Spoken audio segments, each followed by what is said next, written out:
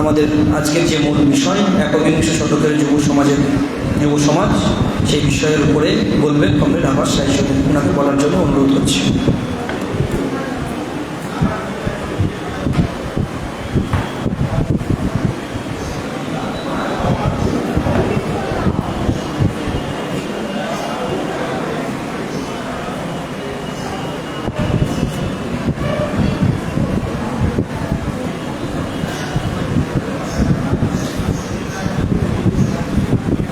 Comrades, এই 11তম সর্বভারতীয় সম্মেলন এবং এই সম্মেলনকে সামনে রেখে আমাদের গোটা রাজ্যে এই সেমিনারগুলো অনুষ্ঠিত হচ্ছে। বিভিন্ন জেলায় এই সেমিনারগুলো চলছে এবং কয়েকটি জেলায় সেমিনার প্রায় হয়ে গেছে। শুধু রাজ্য কমিটির উদ্যোগের নয়, বিভিন্ন জেলায় নিজস্ব উদ্যোগে এবং এমনকি অনেক লোকাল কমিটি ভিত্তিক এই সেমিনার কাজ চলছে। এই সেমিনারের প্রাক্তন যুব নেতৃত্বদেরকে উপস্থিত রাখা এবং উপস্থিতের বিষয়ে আমাদেরকে গুরুত্বপূর্ণ ভূমিকা পালন করতে হবে। 8 তারিখে আমাদের কেন্দ্রীয় বর্তমান এবং প্রাক্তনীদের বর্ণাঢ্য শোভাযাত্রা অনুষ্ঠিত হবে। কলকাতার জোড়াসাঁকো ঠাকুরবাড়ি থেকে রবীন্দ্র সদন পর্যন্ত বিকেল 4টের সময় এই শোভাযাত্রা অনুষ্ঠিত হবে। রাজ্য কেন্দ্রের 6টা জেলার কমরেড, প্রাক্তনী এবং বর্তমানরা উপস্থিত থাকবেন। তার সঙ্গে রাজ্যের বিভিন্ন প্রান্ত থেকে যাদের আসা সম্ভব তাদেরকে উপস্থিত হওয়ার জন্য অনুরোধ করছি। আমাদের আজকের যে সেমিনার রাজ্যের, সেই সেমিনারের একবিংশ সমাজের যুব সমাজ ও যুবদের দায়িত্ব, এই বিষয়ের উপর এখন আলোচনা করবেন আমাদের প্রাক্তন রাজ্য সম্পাদক কমরেড আবাস রায়।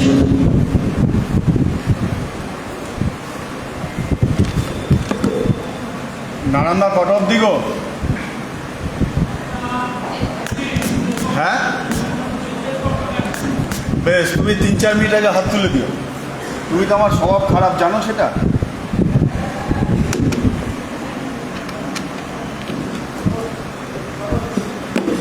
এখন কটা বাজে? হ্যাঁ, কঠিন ব্যাপার। আচ্ছা, কমরেড সভাপতি এবং কমরেডগণ, 21 শতকের যুব সমাজ নিয়ে আলোচনা করতে বলছে, তো আমার মতো একটা লক্ষ্যে, কারণ এটা কতটা পলি ধ্রুব বা কলতান হিম ওরা সব ঠিকঠাক করেছে আমি জানি না। কারণ 21 শতকের যুব সমাজের মনের অন্দরতার আমি ঢুকতে পারি না, আর পক্ষে সম্ভব না। ডিওয়াইফাই ছেড়েছিলাম একটু বেশি বয়সে, তাও হয়ে গেল প্রায় 10 বছর। তো বলেছি যখন, আমি কয়েকটা কথা বলবার চেষ্টা করছি।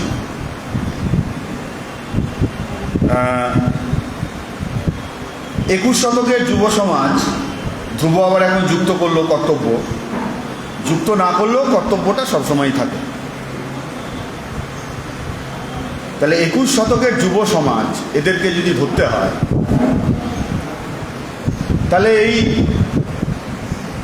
তার 2 দশক পেরিয়ে গেল 21 শতকে। এখানে অনেকে আছে এবং আমার ধারণা সেই সংখ্যাটাই বেশি। যদি গড় বয়সটা আমি 30 ধরি, গড় বয়সটা 30, এখানে যারা আছে এক চোখে যা মনে হচ্ছে, অনেকে তার চেয়ে অনেক কম বয়স আছে। গড় বয়স যদি 30, 31 বা 32 হয়, তাহলে 20 শতকটা যখন শেষ হচ্ছে তখন তাদের বয়স 9, 10, 11, 12 এইরকম একটা। আমি এখানে খুব ছোট্ট করে, কারণ এটা আপনাদের জন্য সুখের খবর যে আমাকে বেশিক্ষণ বলতে দেবে না, কারণ হল ভাড়া যা আছে তাতে এটা সুখের খবর। তো আমি ছোট্ট করে একটু প্রেক্ষাপটটা বলে নিই। আমি ব্যক্তিগতভাবে এমন একজন ছাত্র যুব আন্দোলনের প্রাক্তন কর্মী যে রাজনৈতিক যে জন্ম সেই জন্মটা 20 শতকে। এবং আরও স্পষ্ট করে বললে দাঁড়াবে বামফ্রন্ট সরকার আসারও প্রায় 8-10 বছর পরে। আমার কথা বলছি, অন্যদের কথা। আবার 91-এ আমাদের দেশে যখন নয়া উদারবাদী অর্থনীতি লাগু হচ্ছে, এটা মনে রাখতে হবে যে 21 শতকের যুব সমাজই হোক বা যে কোনো বিষয়কে যদি আমরা আলোচনার মধ্যে আনি, আনুষ্ঠানিকভাবে ক্যালেন্ডারের পাতাতে 21 শতক শুরু হবার অন্ততপক্ষে 8-9 বছর আগে সারা পৃথিবীব্যাপী যে নয়া উদারবাদী অর্থনীতি লাগু হয়েছে, সেই প্রেক্ষাপটটা হলো আমাদের যে কোনো আলোচনার বা বিশ্লেষণের কিন্তু বেস, বুনিয়াদ।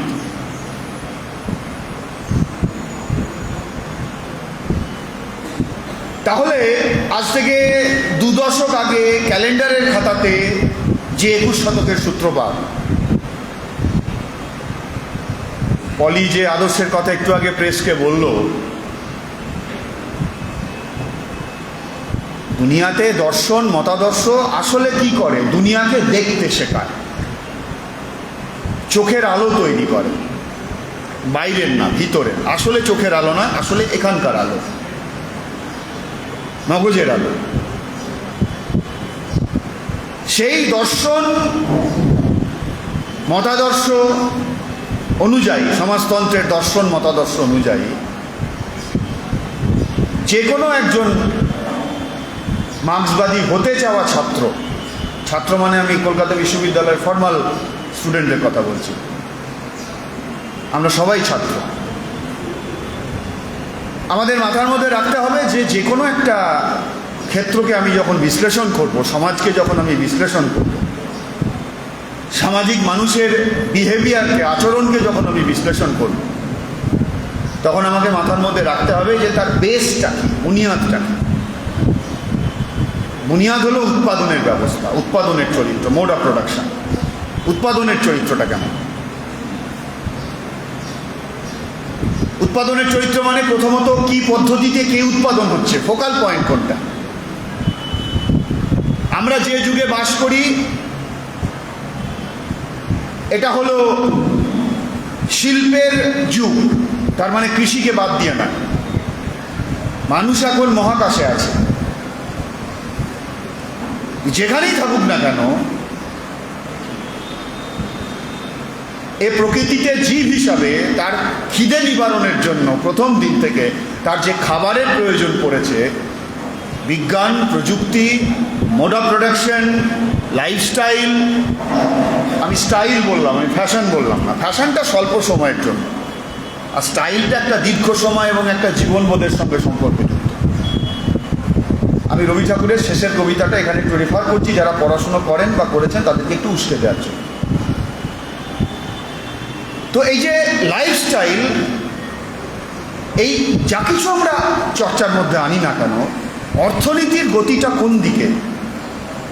তাহলে কৃষি সবসময় থাকবে খাবার জন্য, কারখানা থেকে ধান উৎপাদন হবে না, হয় না। তাহলে 21 শতককে যখন আমি বিশ্লেষণ করব, 21 শতকের যুব সমাজের বিহেভকে যখন বিশ্লেষণ করব, তখন 21 শতকের অর্থনৈতিক বুনিয়াদটা কোন জায়গায় আছে এটাকে আমাদেরকে বুঝতে হবে। আর 21 শতকের অর্থনৈতিক বুনিয়াদ থেকে যদি আমাদেরকে সত্যি করেই বুঝতে হয়, তাহলে তার একটা টার্নিং পয়েন্ট হলো 91 সালে সারা পৃথিবী জুড়ে নয়া উদারবাদী অর্থনীতি যে লাগু হয়েছে। আমরা কেন নয়া উদারবাদী অর্থনীতি বলি? 91 সালের পর থেকে কি নয়া উদারবাদী অর্থনীতি, আমি ওই আপনি তুমি বলতে পারি না, তোরা যারা এর মধ্যে কাজ করিস, এটাই সবচেয়ে ভালো, বয়স আমার যা হয়েছে। এটা এখন সবারই কাছে এটা বোধগম্য যে এটা একটা ক্যাপিটালিস্ট ইকোনমি, পুঁজিবাদী অর্থনীতি। তাহলে নয়া উদারবাদী অর্থনীতি লাগু হওয়ার আগে, চালু হওয়ার আগে পৃথিবীতে কি পুঁজিবাদী অর্থনীতি ছিল না? হ্যাঁ, সেটাও পুঁজিবাদী অর্থনীতি। পুঁজিবাদের ইতিহাস 450 বছরের ইতিহাস। এখন যুগের ইতিহাস এই ক্যালেন্ডারের দিন পরিবর্তনের মতো ইতিহাস হয় না, ইলেকট্রিকের সুইচ নয়, ক্যালেন্ডার নয়, যে যখন যেটাকে আঙুল দিয়ে দেখলাম কালকে 31 ছিল তো আজকে 12টার পরোটা 1 হয়ে যাবে, না। বা সুইচ দিলাম আলো জ্বললো, সুইচ দিলাম নিভে গেল, হয় না। যুগ এভাবে পরিবর্তিত হয়, তার একটা প্রভাব থাকে। এবং সবসময় একটা যুগ, একটা অর্থনীতি, একটা সমাজের গর্ভ থেকেই আর একটা যুগ, আর একটা অর্থনীতি, আর একটা সমাজের জন্ম হয়। আমার কথাগুলো বোঝা যাচ্ছে না? খুব কঠিন কথা হচ্ছে, কোনো আওয়াজ নেই, যাচ্ছে না? যাচ্ছে। একটা সমাজের গর্ভ থেকেই আর একটা সমাজের জন্ম হয়, একটা অর্থনীতির গর্ভ থেকেই আর একটা অর্থনীতির জন্ম হয়, একটা জীবনবোধের প্রবাহ থেকেই আর একটা জীবনবোধের প্রবাহ তৈরি হয়। ব্যাপারটা ঠিক নদীর ঢেউ যখন যায়, আমি প্রায় হাওড়ার ওই লঞ্চঘাট থেকে বাবুঘাটে আসি বলে এই উদাহরণটা আমার মধ্যে চলে এলো। যখন জোয়ারের টাইম থাকে কিংবা ভাটার টাইম থাকে, ঢেউগুলো যখন যায় এই ছন্দে যেতে যেতে যেতে যেতে হঠাৎ করে ফিরে আসে। এটা দ্বন্দ্ব, দুনিয়ার সব কিছুর মধ্যে দ্বন্দ্ব আছে। ফলে এই একটা জীবনবোধ, একটা সমাজ, একটা অর্থনীতি দ্বান্দ্বিক প্রক্রিয়ার মধ্যে দিয়ে তার গর্ভ থেকেই আরেকটার জন্ম হয়। আর এইটাকে সূত্রায়িত করতে পারাটাই হলো ইতিহাসের কাজ, সায়েন্টিফিক হিস্ট্রির কাজ, বৈজ্ঞানিক ইতিহাসের কাজ। আজকের ইউজিসি যেভাবে ইতিহাস বলছে সেভাবে।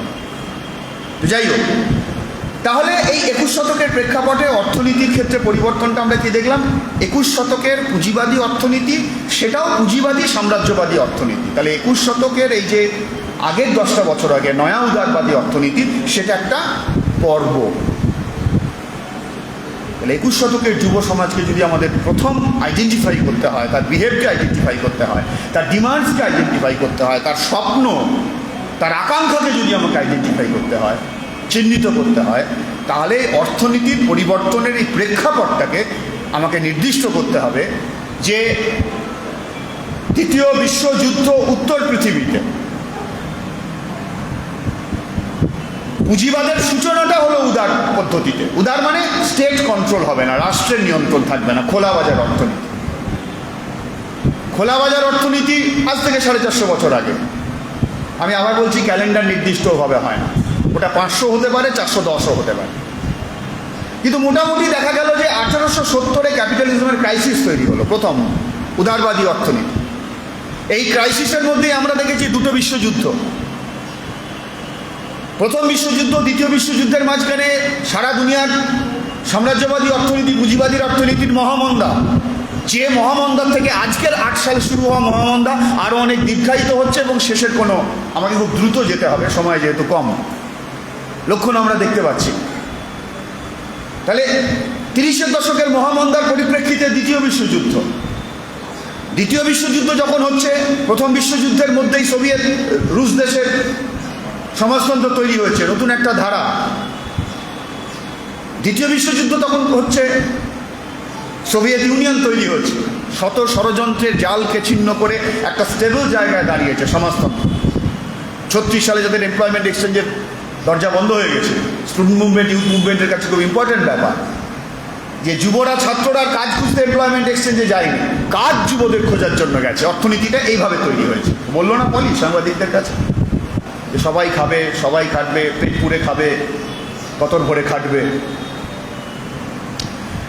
তো একটা নতুন ধারার অর্থনীতি, যে রাষ্ট্র অর্থনীতিকে পরিচালনা করবে, পুঁজিবাদী অর্থনীতি।